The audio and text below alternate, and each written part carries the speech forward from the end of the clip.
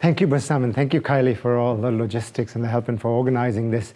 It's going to be slightly different. I had the opportunity in the last 2 years to be the director for the Institute for International Cultural Relations at the University of Edinburgh and also hold the chair in culture and political economy. And I'm going to talk about Brexit. I'm not an authority I'm not a comparativist. I was broadly trained in international political economy. But what I do care about a lot, including in terms of the institute that I directed for 2 years, is the influence of cultural interests on political economy outcomes. And quite obviously, you can't show up in Edinburgh in the August of 2017 and not think about why did this happen, this being Brexit. So what I thought I'll do is start off with just a few data points just to bring us into that space of as we began to think about Brexit, and then talk briefly about a program that I organized through my institute, which was very participatory, bringing together global cultural fellows from around the world to deliberate cultural interests. Most of the statistics we are familiar with. The Remain vote we know was 48%. The Leave vote was close to 52%. But in absolute numbers, it was just a difference of 1.3 million votes. It wasn't very large.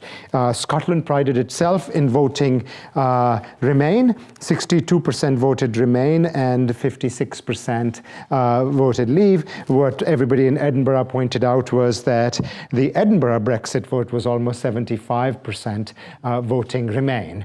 And so Edinburgh really prides itself in this sort of outward cosmopolitanism, etc. There are deeper reasons that need to be explored in terms of why so, and perhaps it's tied up with a bit of Scottish nationalism and a vote against England or UK per se. But there are other. This vote has these multiple layers. But at face value, I was arriving in a city which said 3/4 of us voted to Remain, and that was in a way one of those reflexive moments about what is so special about Edinburgh. So the program that I'm going to describe to you built upon that. What is it about Edinburgh that in a way it sees itself in a different way? Can it bring together certain kinds of voices that you wouldn't otherwise hear?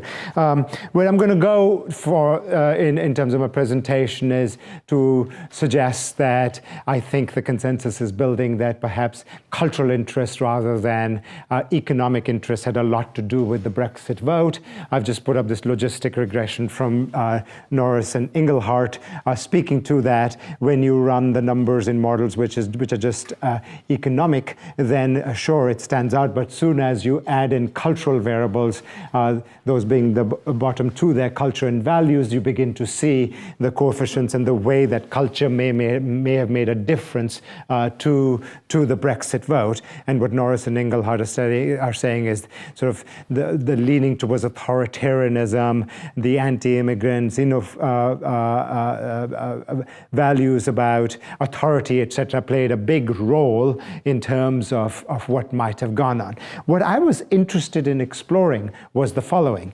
To the extent that Edinburgh voted 75% to Remain, and that it prides itself in being a city that welcomes all. It is the biggest game in town in Edinburgh is the Edinburgh Festivals. There are actually 12 festivals, the original one being the Edinburgh International Festival. Thank you for using that picture as one of the framing devices. And when you reach Edinburgh, as I did in the August of 2017, what you see are these posters everywhere which says, welcome all. In 2017, it was welcome world. And the yellow, the vibrant yellow really stands out in what I would describe as a very Presbyterian Edinburgh, which doesn't quite become that colorful.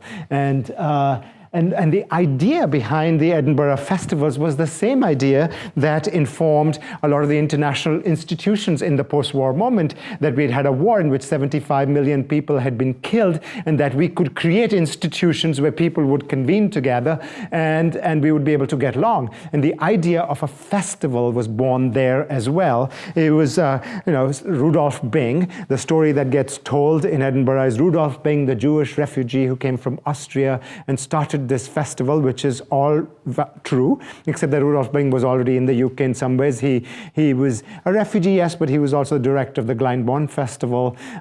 He was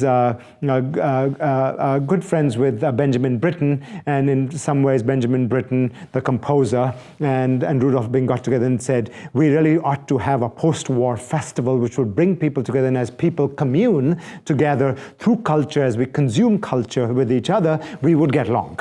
Not very different from a lot of the liberal internationalist ideals that would have created, institutions like UNESCO that I study a lot. By the way, the quote there is from one of my colleagues at the University of Edinburgh, Angela Barty, who's a historian. This quote is part of the submission that was sent in for Rudolph Bing to perhaps get the Nobel Peace Prize.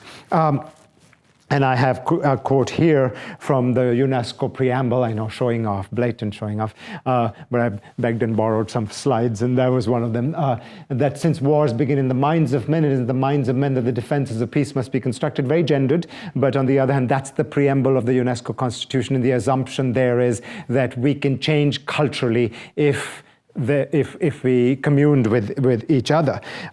So has the Edinburgh Festival done that? Opinions vary. Here's a New York Times story from last year when the Edinburgh Festivals celebrated their 70th anniversary. Edinburgh Fringe, by the way, was set up as a challenge to the Edinburgh International Festival. All the entries that couldn't make it into the Edinburgh International Festival became the Fringe Festival. So from the very beginning, there was this point of who's included and who's excluded.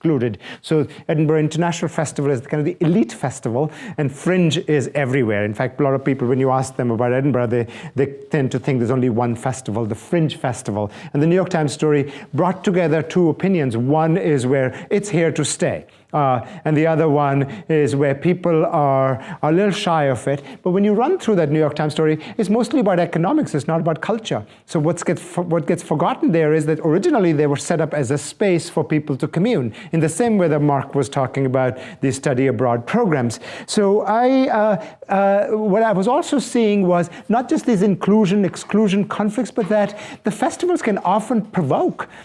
They often lead to argumentation. There's a huge debate in Edinburgh about if Edinburgh has become another Venice where tourists come and it really isn't a space for people from the world, around the world, to have conversations. I'm going to show you the next slide, not to be offensive, but to show you something that happened with that Welcome All poster that I showed you earlier. It wasn't vandalized, at least not physically, but it was vandalized in electronic spaces, and that was probably one of the most circulated images from this time's Edinburgh International Festival. And the director of the Edinburgh International Festival actually tweeted about it, and he got into a lot of trouble for that. Where I'm going with this is that this idea that if we just live in the same spaces, we would understand each other, quite obviously something that we are all questioning at this point. Can we understand each other if we lived in the same space? And what would need to happen? What would be the context for us to be able to go a little further? So what I drew inspiration was from everything from Scottish Enlightenment to David Hume, from Scottish Enlightenment to Paulo Freire, to set up a deliberative space and to see what happens to our cultural interests. And David Hume had suggested that it's custom, not reason, and that truth emerges from argumentation. So I wanted to bring together 25 fellows, but we brought together 33. One of them was from here, Solomir Spack, and a doctoral student. But we brought together 33 fellows to deliberate cultural interests, and we wanted to figure out, what would be those discussions. They were recorded. We have sort of these ethno-documentaries of the deliberation that were carried out. And what I'm going to show you, by the way, these were the Global Cultural Fellows. What I'm going to show you is a 1-minute video on that. It is a marketing video, but I do have, I can show you the website where you can find all of the other videos. And this kind of sums up what happened at this deliberation that we carried out, and what we were using in that was the partaking of the festivals, going to a lot of cultural events, then having discussions about cultural identities, about politics, about highs and lows, about taste, about cultural politics, about globalization, cultural wars. So this 1.5-minute video summarizes what happened at International Festivals, founded with the idea that if people could share culture, they would get along. 70 years later, we have doubts. So every morning we're debating, discussing, deliberating on the themes of global cultural interests and values. I think culture is important because culture is the human legacy. Culture is the lens through which we see the world. I always say that art and culture are my religion. Culture reflects people's philosophy. Culture is important because we don't understand what it is. Sometimes people think dialogues is where we get along with each other. Our dialogue includes multiple perspectives. But I want to disagree. I think the opposite. We're debating, discussing, deliberating on those big issues, but inspired by events that have taken place in the festival environment. We learn at the university rather than the university imparting learning. It's a completely different way of thinking of education. We share challenges, we share fears, and of course, we share solutions. This is like the perfect environment in which to learn about humanity. And I think it's a step to build really good relations between nations through their cultures. This fellowship has been one of the great learnings in my life. Since time was short, I couldn't go into each and every one of the, deliberations there, but we actually have about 3 hours of footage that we hired an ethnographer who does visual anthropology to record all of this, and we used the participatory action research method. We actually had 3 fellows from Syria. We didn't go out to find them. We actually had about 200 people apply, and those 3 just stood out. But in many ways, it was just a great moment, especially in 2017, to be able to bring 3 people from Syria to Edinburgh who brought a kind of a very special perspective in terms of these cultural deliberations. It's hard to summarize what happened. But one thing I would say is that there was a lot of argumentation, but they bonded as a group. So people like Adam Smith, David Hume and all, who had at one time suggested that as we partake, whether in commerce or in public spaces with each other, that we would get along, set up very strict conditions for under which that kind of deliberation would be effective, and so does Habermas. And what I came away from it was some hope, saying, well, you know, we can argue, even if there are 33 completely different sets of people from around the world, but also a little bit of sadness, because it was a tough experience. And tough to replicate. And in some ways, it gave us an insight into how hard it is for us to get along with each other, because those kind of spaces are hard to find. The Edinburgh Festivals offer a very kind of a sanitized space in which you can see the festivals and return home and never have to interact with strangers. But the kind of stimulating impact that comes from strangers and kind of liberal internationalist thought, I'd say is an ideal, and one can aspire for it. But what we learned from it was that in order to really get along, it would need to be more interpersonal, more interactive, more argumentative, and in that sense, perhaps what I would carry from the Global Cultural Fellows experience was that perhaps we're not there yet, but we could be, and for that we would need serious argumentation. So I'm certainly going to leave you there. The day I was coming back, very dramatically I went over and paid my homage to Adam Smith at his grave.